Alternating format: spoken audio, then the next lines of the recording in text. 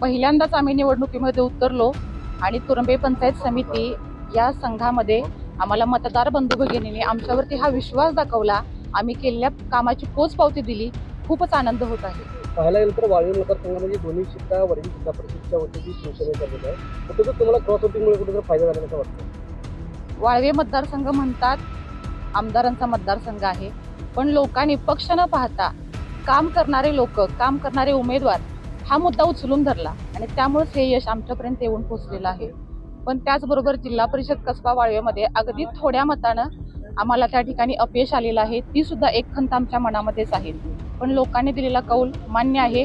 मिळालेल्या संधीचा मात्र आम्ही नक्की सोनं करतो. बंटी पाटील साहेबांच्या बरोबर ए.वाय. पाटलांची ताकद या मतदारसंघात लागली, त्यामुळे तुमचा विजय निश्चित झाला असं वाटतं? हे 100% खरं आहे. बंटी पाटील साहेब आणि आमचे दैवत, आमचे मार्गदर्शक ए.वाय. साहेब यांनी आमच्या मतदारसंघामध्ये ताकद दाखवून दिली आणि त्यांचीच ताकद, त्यांचंच हे या ठिकाणी यश आहे.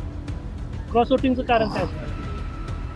5 वर्ष तळाशी गावामध्ये आम्ही सरपंच पद स्वीकारत असताना केलेली कामं आणि त्या कामाची पोचपावती आणि म्हणून लोकांनी कोणताही पक्ष न पाहता उमेदवार पाहिलेला आहे आणि म्हणूनच क्रॉस वोटिंग हे जोरात झालेलं आहे. शिवसेनेचा बालेकिल्ला म्हणलं जात होतं, तुम्ही भेदला आहे, काय सांगा?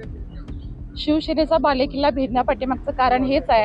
आमचे नेते ए.वाय. पाटील साहेब, आमचे मार्गदर्शक जिल्ह्याचे नेते बंटी साहेब, त्याचबरोबर आमचे मार्गदर्शक राधानगरी तालुक्याचे अध्यक्ष हिंदुराव चौगले साहेब या सर्वांच्या आशीर्वादानं आणि आम्ही गावामध्ये केलेली कामं या सर्वांच्यामुळे आम्हाला हे आजचं यश मिळालेलं आहे.